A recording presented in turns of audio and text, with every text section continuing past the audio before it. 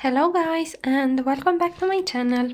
I am super excited because today or tomorrow I should receive my orchid from Ecuagenera, and I was quite surprised to receive the notification that it's coming because they didn't check up with me before they sent it. But anyway, I'm very happy with that, and also because I managed to clean up my balcony. I had a lot of dust accumulated on the shelves, and a little bit of mold on the windows. I cleaned those up too. Also, I painted this wall because this side of the building, it's actually outside, and in every single winter I get mold, so I cleaned it, and I painted it again, and yeah, now I have a pretty environment for my orchids. Also, this is the temperature that I have right now. Of course, the clock is not set up, but it's fine. It's so warm right now because I let the door open at the balcony because I wanted to make sure that the area dries up nicely, and it's well ventilated until it's fully dried. But usually in the winter time here I have about 15-18 degrees for my orchids, and they do just fine. The resting ones and the normal ones, the Phalaenopsis does bloom well here as well, and the Phalaenopsis that I have in waterculture also do great with this temperature. Look at these roots, they are all grown in waterculture. Now I want to make for you today a little update with my orchids. At least I can show you the interesting ones. Let's show you this. Here I have some hyacinthus and some lilies there. Here I have a little sheet on my Paphiapetalum esquileroi. Nice one. By the way, all the orchids that I have in purple pots are my orchids, and the ones that have other colors usually, or are transparent, usually mean that are divisions that I am selling. I told you I want to lower my orchid collection because I'm going to move this year. Like these ones, they are not for me anymore. And the Phalaenopsis are doing great. I am also trying to grow some with bark in semi-hydro, but with bark. I have a string here, and these were cakeys, and so far they are doing good. I'm trying to see how they will develop in time. I also have some orchids that are already bought. This is a bush. This is the, let me put it here so we can see it better. I have in bud and in bloom the Katla orchid that I got from Rachel. It's the Lelo Katla Coastal Sunrise. For some reason it doesn't want to focus there.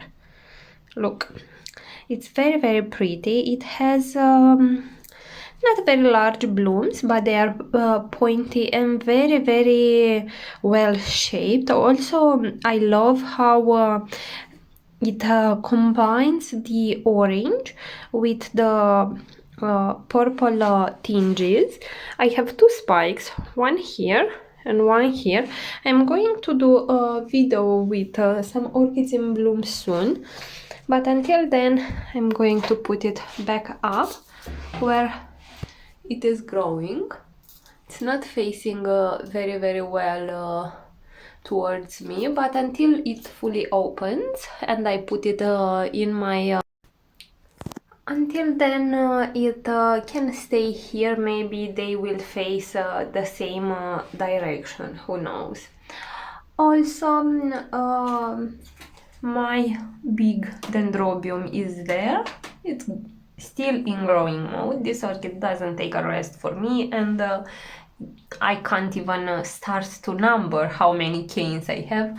Maybe I will have a nice display this year. Also, I have divided the pink Katla that I got from Dani a few years ago because it was too big. I don't want anymore to have big bushes like this. I will divide this one too because I want it to fit nicely in its pot. Also, I wasn't really all that impressed with the display I got because I had so many directions of growth.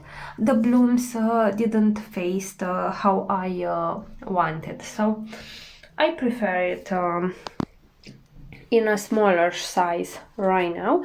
Also, I am very excited because spring is coming soon, and I am going to get rid of all the orchids that I already sold, and I will have more space and the shelves are going to look prettier. For example, here it's looking visually appealing in comparison to this where just the orchids don't fit. Anyway, here I have the Dendrobium anosmum, which is resting still. It doesn't have any new growth, and yeah, I don't have buds yet. He never bloomed for me, but I hope that this year or maybe next year it will bloom because it was still a seedling, and as you can see, the canes for the first time they grew. Since I have it, they grew a little bit bigger, but I know this orchid can get very, very large. It's hanging there because in the summertime it's actually in semi-hydro. Also, most Catlas are already in growing mode. They have noticed that the daytime it's getting longer, and for example this one, it has a new growth there. It's a rather fat one. I'm hopeful. This one just is maturing this suitable. Sorry, I have a dried leaf here. This orchid always loses its old leaves, and I have a spike in here that I don't think it's going to develop. The other one, the last one dried as well. I just want to see this orchid in bloom. The Digbiana didn't yet started to grow, but I see here a little eye starting to develop.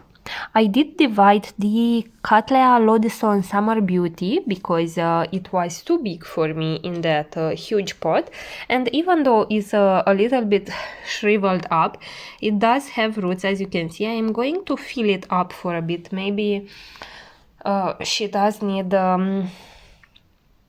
some more water. It's also on top of the heater, but it's developing nicely. The Jungle Eyes also has a rather big new growth there. This one, it's crazy with its roots, is the Catalysis Yam Jade.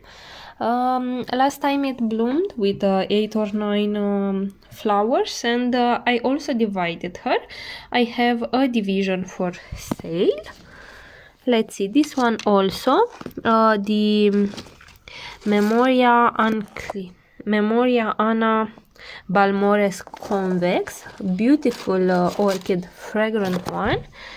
It's growing similar roots with the other one, and it has two eyes growing here and here and here.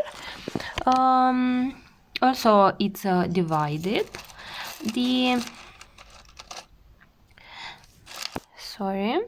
The Caridad's Mini Queenie's Angel Kiss also has been divided, and it's growing nicely. I just wanted the Catlas that I have to fit small pots. I didn't want to go in a bigger size because I have a limited space, so I thought that I prefer to divide them. Now we are in the kitchen. The Taiwan Fantasy grew this little growth in the winter, but in the summer grew a large one. And last year I did fertilize less my orchids, and the roots grew much nicer, much cleaner in color, with less burns on them. And now I am pretty sure that my orchids do prefer less fertilizer, and they also bloomed and grew, as you can see, very well. So that means for me that 150 ppm of nitrogen is too much for my orchids. I know that experienced people in growing in semi-hydro said otherwise, and for me 150 ppm of nitrogen would mean about 450 or up to even 600, depending on what water I use for them. And these are orchids that have constant moisture in the reservoir. They have water all the time, and I just saw them growing better. So I will continue with this regimen this year as well. And my okay, so the SLC Jewel Box Dark Waters. It's a small Katla, and look how fat is this little pseudobulb.